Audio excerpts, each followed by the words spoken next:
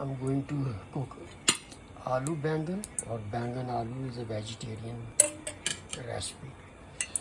So here's a chopped onion.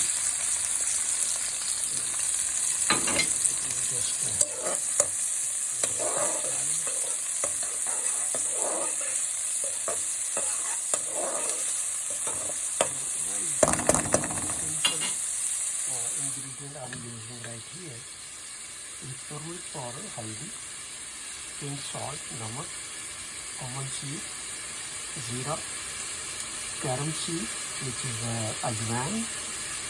So here is a garlic paste. Here is a red chili surah mirch, Lehson, which is a ground Lehson.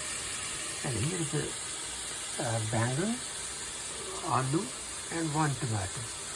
These are the ingredients which I am going to use, and I am going to cook that.